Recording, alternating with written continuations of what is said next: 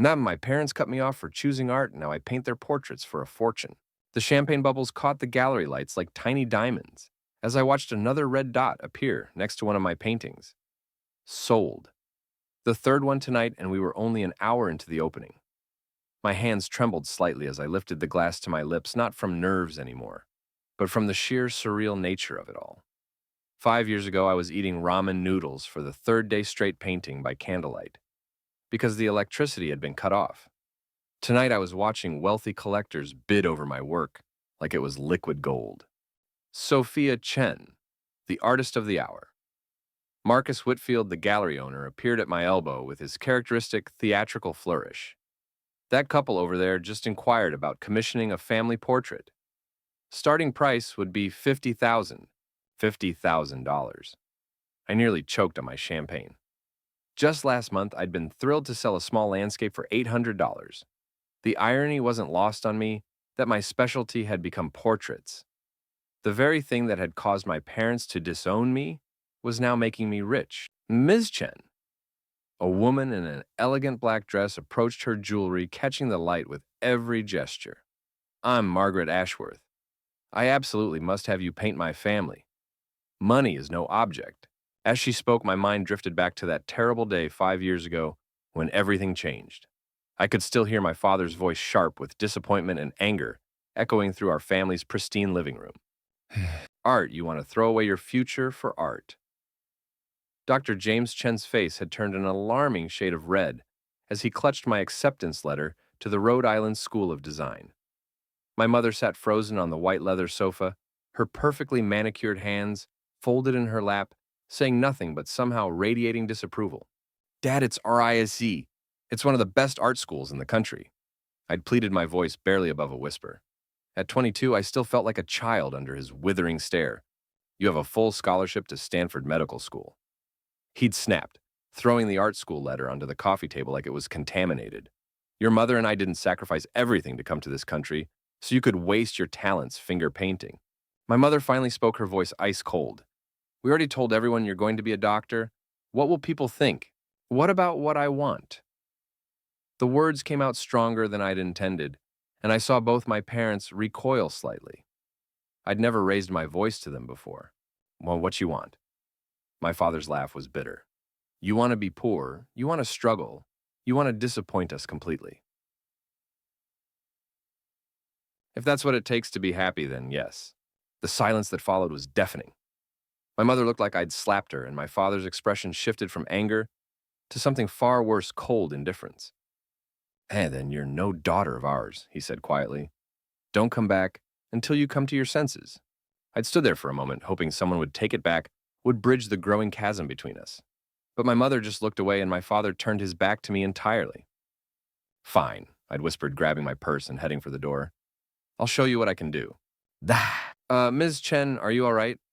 Margaret Ashworth's concerned voice pulled me back to the present. I realized I'd been staring at nothing, lost in memory. Sorry, just taking it all in. I managed forcing a smile. When were you thinking for the portrait session? As I scheduled the appointment, I caught a glimpse of myself in one of the gallery's mirrors. Designer dressed professional makeup hair, styled by someone who charged more for a cut than I used to spend on groceries in a month. I looked successful, polished, everything my parents had wanted me to be, just not in the way they'd envisioned. The early years after leaving home had been brutal. I'd moved into a studio apartment that was generous in calling itself a studio. It was essentially a large closet with a hot plate. My first job was waiting tables at a diner, working double shifts to afford both rent and art supplies. I painted whenever I wasn't working, which meant most nights I fell asleep with paint under my fingernails and brushes soaking in turpentine-filled jars on my windowsill. My breakthrough had come unexpectedly. Mrs. Rodriguez, the elderly woman who ran the corner bodega, had asked if I'd paint a portrait of her late husband from an old photograph. She couldn't pay much, just $50 in groceries for a week, but something about the way she looked at that faded picture made me say yes. I'd spent weeks on that portrait, capturing not just his physical features, but somehow the warmth I saw in Mrs. Rodriguez's eyes when she talked about him. When I presented it to her, she'd cried, holding the canvas like it was precious beyond measure. You brought him back to me, she'd whispered through her tears. How did you do that? Word spread slowly through the neighborhood. Mrs. Rodriguez showed the portrait to everyone who entered her shop, and Soon I had a small but steady stream of commissions. Families wanting to preserve memories, parents wanting to capture their children at specific ages, people trying to hold on to moments that were slipping away. I discovered I had a gift for seeing beyond the surface, for capturing the essence of relationships in a single frame. A mother's protective hand on her teenager's shoulder, the way an elderly couple still held hands after 50 years of marriage, the barely contained energy of twins who couldn't sit still for more than 30 seconds. But it was the commission from the Blackwell family that changed everything. Eleanor Blackwell was old money wealthy, the kind of woman who had servants for her servants and art that appeared in museum exhibitions. She'd commissioned me through a referral from another client, asking for a family portrait that would hang in their estate's main hall. I want something classical but contemporary, she'd explained during our first meeting in her palatial home. Something that captures not just how we look, but who we are as a family. The Blackwells were an intimidating bunch at first glance. Richard the Patriarch was a stern-looking man who'd made his fortune in real estate. Eleanor was elegant and sharp-eyed, clearly the power behind the throne. Their three adult children each had their own accomplished careers and families. But as I spent time with them sketching and observing, I began to see the subtle dynamics that made them who they were. The way Richard's eyes softened when he looked at his grandchildren. How Eleanor's hand would unconsciously reach for her husband's during quiet moments. The gentle teasing between siblings that spoke of genuine affection despite their polished exteriors. The portrait I created was unlike anything I'd done before. I painted them in their library, but instead of the formal posed arrangement they'd expected, I captured them in a moment of genuine interaction. Richard was showing his grandson a rare book, Eleanor was laughing at something her daughter had whispered, and the other family members were engaged in their own small conversations. It was intimate, despite the grand setting, real despite the formal clothes. When I unveiled it, the entire family fell silent. "My God," Eleanor had whispered. "It's like looking through a window instead of at a painting." The portrait had hung in their home for less than a month before other wealthy families began inquiring about commissioning their own. Eleanor had become my inadvertent publicist, showing off the painting to everyone who visited and singing my praises at every social gathering. That was 2 years ago. Since then, my waiting list had grown to 18 months and my prices had increased accordingly. I'd moved from the studio apartment to a converted warehouse in the Arts District, with soaring ceilings and north-facing windows that bathed my easel in perfect light. I had an assistant now, Sarah, who handled the business side of things, while I focused on painting. But success had come with an unexpected emptiness. Every family I painted reminded me of what I'd lost. I captured love, connection, legacy, all the things that had been severed from my own life the day I walked out of my parents' house. The gallery opening was winding down when Marcus approached me again, this time with a more serious expression. "Was Sophia? I have something unusual to discuss with you," he said, guiding me to a quieter corner. "I received a call this afternoon. Someone wants to commission a portrait, but they insisted on anonymity until you accept the job. They're offering $200,000. I nearly dropped my champagne glass. $200,000 for one portrait. The caller said it was a family portrait, very important to them, and they'd heard you were the only artist who could do it justice. They want to meet with you next week if you're interested. $200,000 would set me up for years. I could buy a house, maybe even start teaching workshops for young artists. But something about the secrecy felt odd. Did they give any other details? Just that it's a local family and—" Marcus paused, looking uncomfortable. "They specifically mentioned they'd heard you were skilled at healing old wounds through your art." A chill ran down my spine. Healing old wounds, those were oddly specific words. "I'll take the meeting," I said, though something in my gut was telling me this commission would be unlike any other. The following Tuesday, I arrived at the address I'd been given, a small private office in downtown. When I walked in, my world tilted on its axis. My parents sat across from a large conference table, looking older and smaller than I remembered. My father's hair had gone completely gray, and there were lines around my mother's eyes that hadn't been there 5 years ago. They looked up when I entered, and for a moment, nobody said anything. Hello, Sophia," my mother said finally, her voice barely audible. I felt like I was underwater, everything muffled and surreal. "You're the anonymous clients." My father cleared his throat. We've been following your career. Your mother found an article about you in the arts section of the paper last year. We went to see your exhibition at the Morrison Gallery," my mother added. "We stood in the back. You probably didn't see us." I collapsed into the chair across from them, my legs suddenly unable to support me. "You've been watching me!" No, we made a mistake, my father said, and his voice cracked slightly on the word mistake.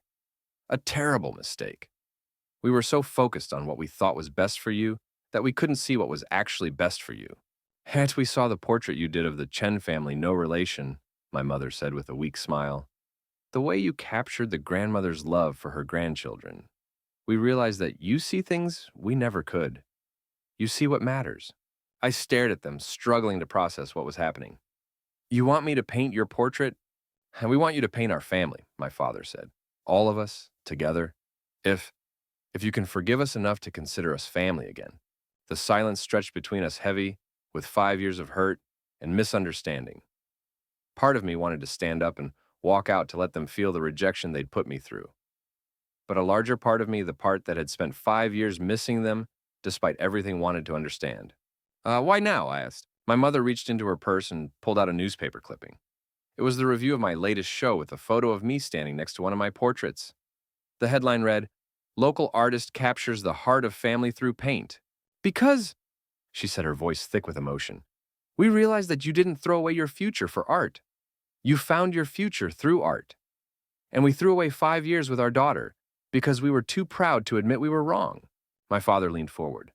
We don't deserve your forgiveness, Sophia, but we're asking for it anyway. We want to be a family again if you'll have us. I looked at these two people who had shaped my entire life, who had driven me to prove myself, who had inadvertently given me the fuel I needed to succeed. The irony was perfect and painful. My rebellion against their expectations had led me to exactly the kind of success they'd always wanted for me, just in a different field. The 200,000 I started is what we would have paid for your medical school, my father said. We figure we owe you at least that much.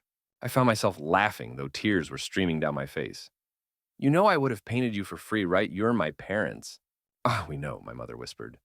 But we wanted to hire you as the successful artist you've become, not just ask for a favor as the parents who failed you. 3 months later, I stood in my studio putting the finishing touches on the portrait that had been the most challenging and rewarding of my career. I'd painted my parents and myself in our old living room, but not as we'd been during those awful final days. Instead, I'd captured us as we were now older, wiser, scarred, but healing.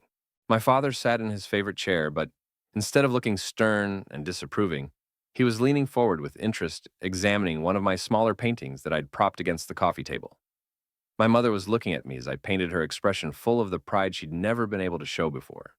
And I painted myself mid-brushstroke, capturing the moment of creation, surrounded by the tools of the trade that had once driven us apart but now brought us together.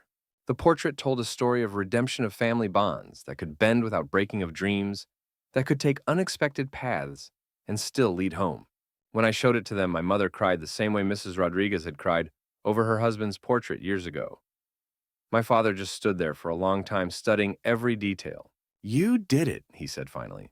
You captured something I didn't think could be captured. What's that? Forgiveness, he said simply, and hope. The portrait now hangs in their living room, replacing the family photo that used to occupy that space.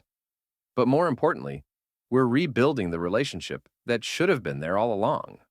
They come to my studio regularly now, bringing dinner and staying to watch me work. My mother has even started taking art classes herself, discovering a creative side she'd buried under decades of practical concerns.